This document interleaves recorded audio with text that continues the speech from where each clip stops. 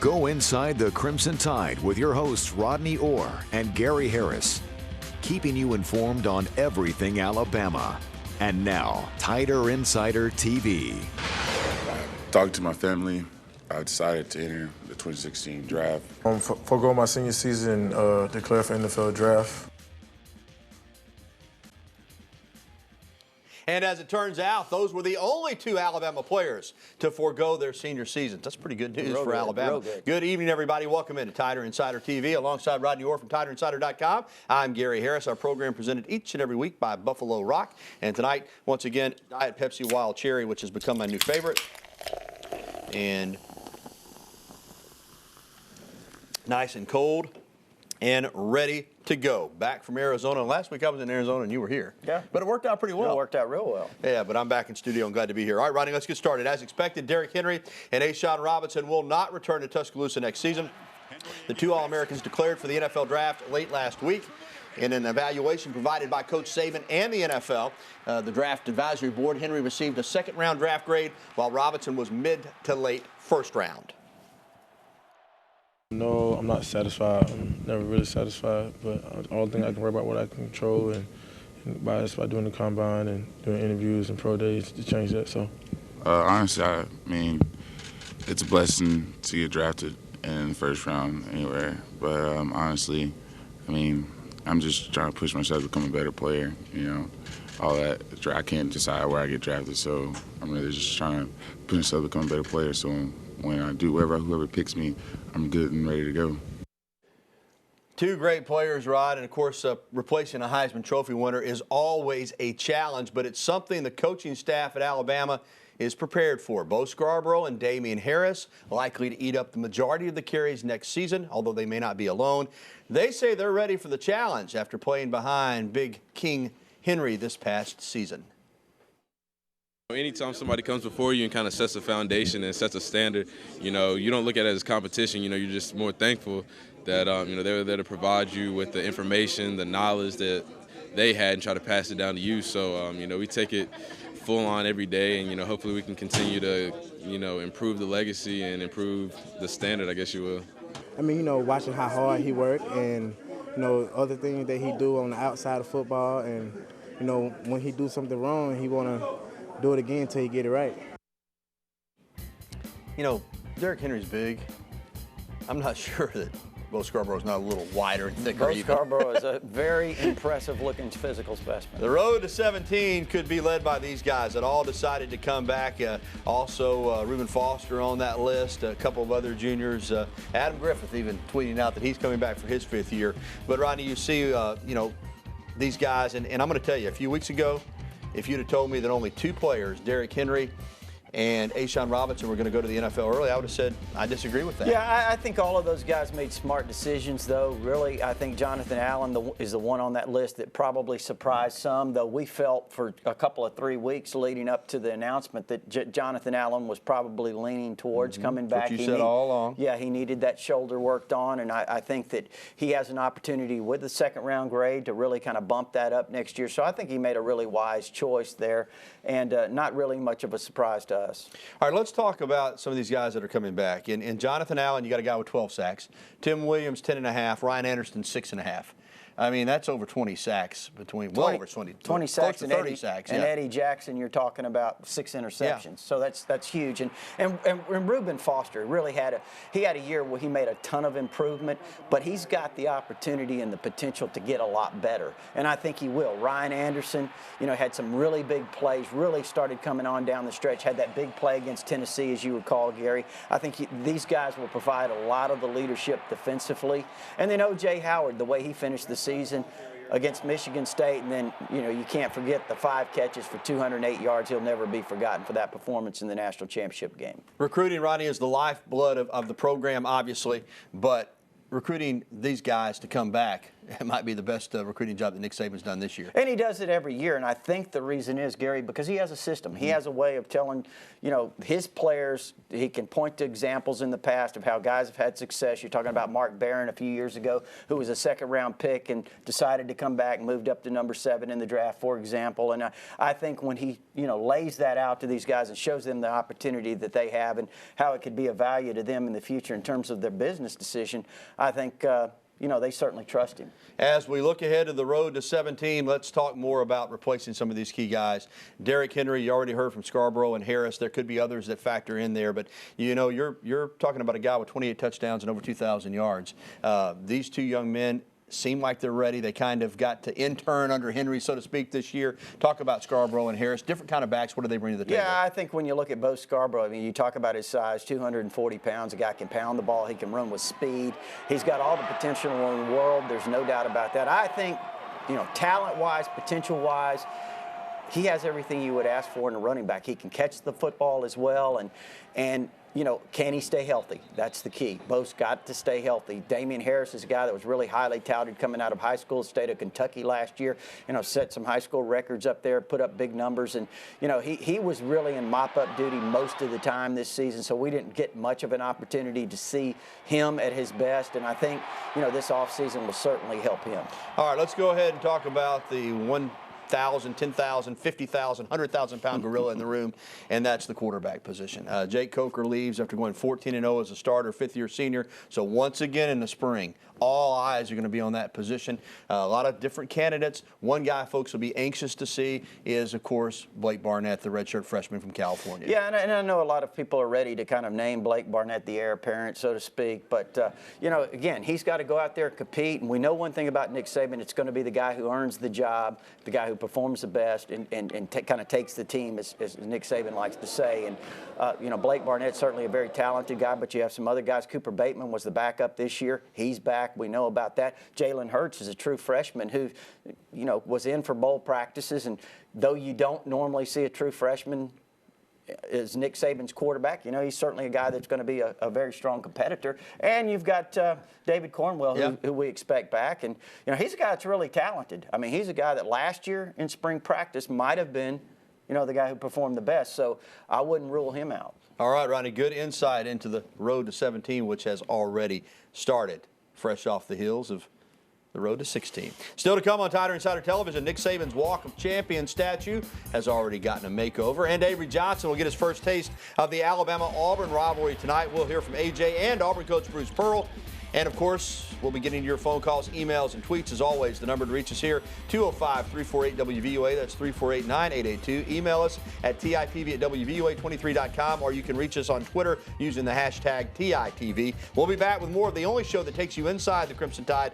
Been doing it a long time. TITV will roll on from the University of Alabama right after this.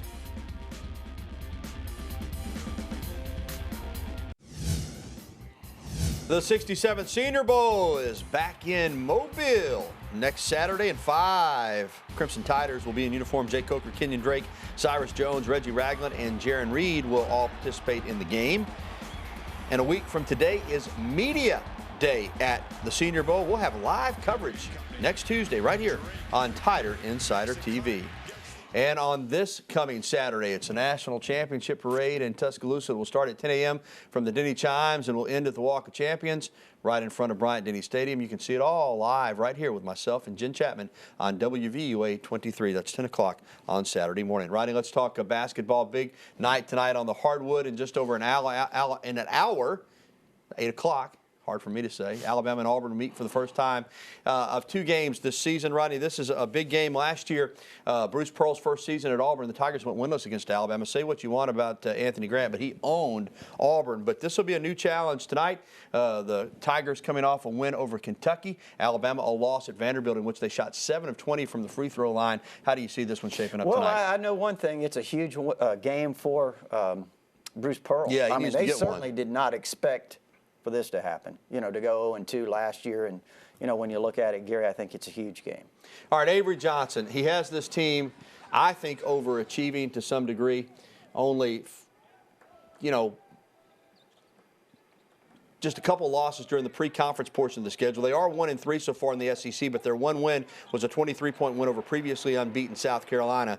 But now they go on the road, where they are winless so far in the SEC, falling at Ole Miss and Vanderbilt. But you know what, Rod? I think they have confidence playing at Auburn. Throughout the years, they've owned this series. They've won a lot of games down there at the old Auburn Memorial Coliseum. And since the Auburn Arena's been open, they've had success there. So I think they'll be ready to go. Yeah, I do too. I think Avery Johnson's had them ready most every game, to be honest. And I think they've just, some of those games, they've been just out-talented, if you will. But, they've competed really hard in every game, and I think they'll compete really hard extremely well tonight, too. And if they get that one, boy, a lot of pressure on Bruce Pearl, because the second game will be here at Coleman Coliseum later this season. 8 o'clock tip on the SEC Network. We'll have highlights for you tonight on WVUA 23 News at 10. Well, coming up, an up-close look at the addition of the Nick Saban Walk of Champions statue. And next, we'll be welcoming your phone calls, emails, and tweets. Again, the information posted there on the screen on how you can get in touch with us. Go ahead and give us a call at 205-348-9882. We'll be right back with the only show that takes you inside the Crimson Tide. The award-winning Tider Insider TV will return right after this timeout.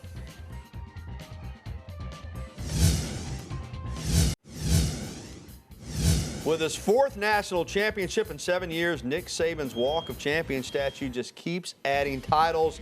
A crew was fast at work today, adding 2015 to the 3 titles that are already on there from 2009, 2011, and 2012. You'll notice, though, there's still plenty of room for more.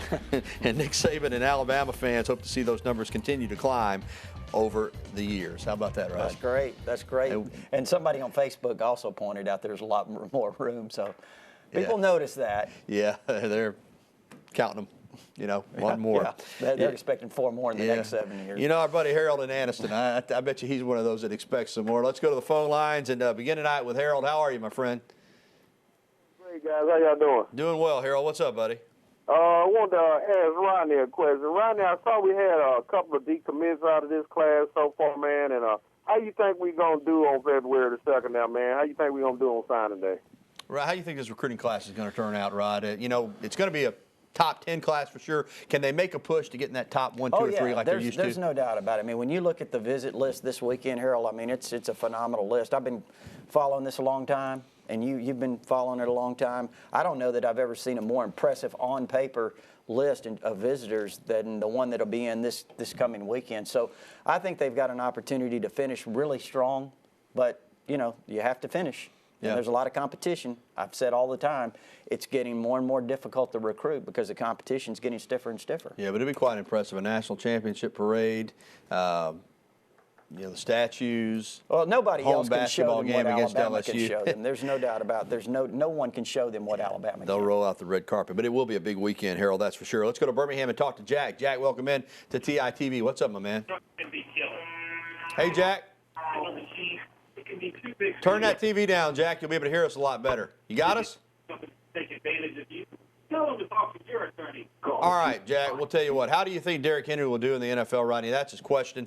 Having some issues with him there with the TV being turned up. I'll start here because I've been hearing, he needs to be in the right system. He needs this. They said the same thing about him out of high school. Mm-hmm. The guy's a running back. The guy's a big-time talent, physical. Put him in an offense, let him run the football. Yeah, I think he's going to be successful. He's going to be an all-pro. Who knows? But I think he's going to be a really good NFL running back. Well, I think a lot of the things they're probably saying now are the same things they said when he came out of Yulee, Florida, when he was a high school player and he ran for 12,000 yards in his career, which shattered every high school record there was. And 4,000 yards his senior year, 55 touchdowns, whatever it was. I mean, he had some phenomenal numbers. And phenomenal numbers this year. First running back in SEC history to rush for over 2,000 yards. He had 28 touchdowns. So I think he's a guy that defies the odds. I think he's very determined. And he's a guy that wants to prove everybody wrong. And I'm not saying that people are projecting that he's not going to succeed. But at the same time, I think that in some ways, I think he feels a little slighted. Let me do this running back checklist for the NFL. Durable, check. A lot of yards, check. Scores a lot of touchdowns, check. What else is there? Catches the ball in the backfield, check. I think he can play. All right, let's take an email. This is in regards to Christian Bell, the former Hoover linebacker who was gray-shirted, now coming in, I think already enrolled. Rodney, but give us an update on Christian Bell from Hoover High School. Well, he is. I think he was going through the bowl practice. He was one of the ones that showed up and went through the bowl practices or the playoff practices. And he's a guy that's really, an athletic guy, Gary, in terms of he's got really good size, too, with the height and speed. He played in a really good high school program, so he was coached really well. And, he may be able to help you at several positions. He's played some defensive end. He's played some stand-up linebacker like a jack position. And, I have not heard that this is going to happen at all, but he's a guy that's probably athletic enough that if they wanted to look at him as a tight end, or H-back type guy, you probably could. He's gotten bigger over the year that he set out. So he's a guy that brings a lot of different options to the team. All right, more phone calls and emails on the way, so keep it with us. Plus, we'll have an update on gymnastics and women's basketball. And there again is the phone number. Our lines are open right now if you want to give us a call at 205-348-WVOA. That's 348-9882. Tider Insider TV is going to roll on from a chilly Tuscaloosa, Alabama. It's cold outside, but it's warmed up here in the studio. More TITV when we return.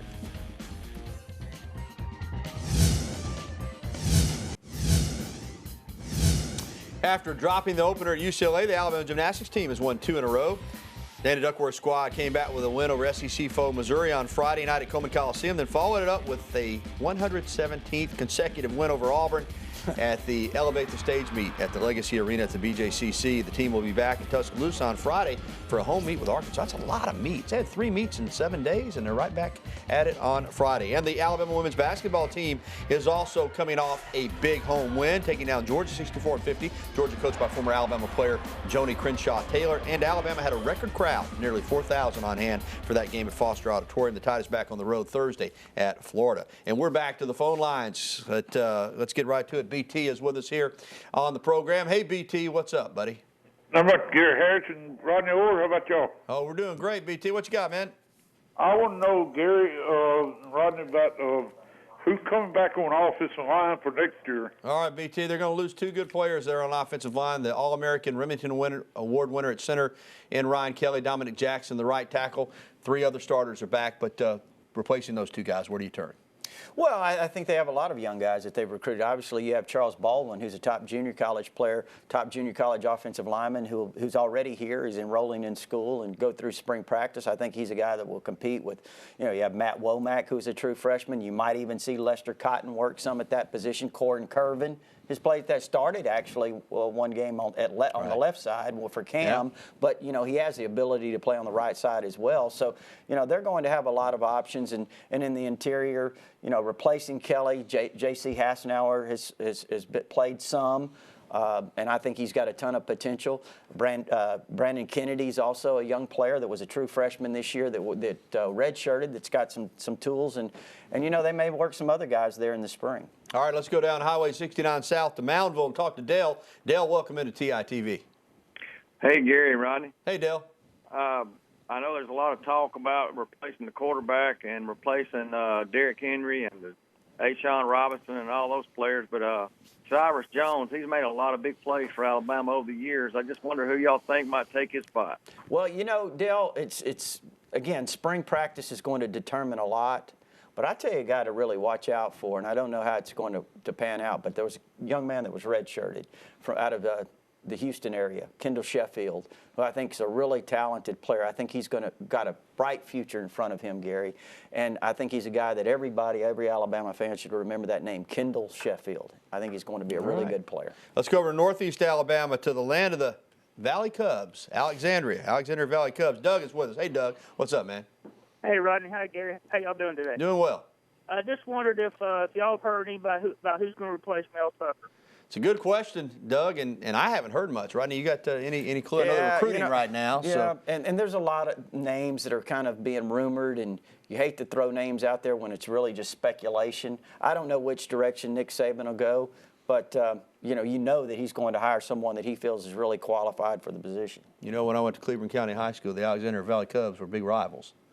Is that right? Yeah, they were always really good, too. How did you do against them? Lost more than one, unfortunately. I can tell you that. All right, that is going to do it for this segment. Thanks for all our phone calls and emails. Love having you be a part of the program. Still to come, the NFL is down to 4 teams, and that means Alabama is going for a 4th straight Super Bowl. We'll explain when we come back. It is a beautiful night, but a chilly one here in Tuscaloosa. Our sky cam showing you the City as we sit here inside our digital media studios at Bryant-Denny Stadium. We'll be back to wrap it up right after this.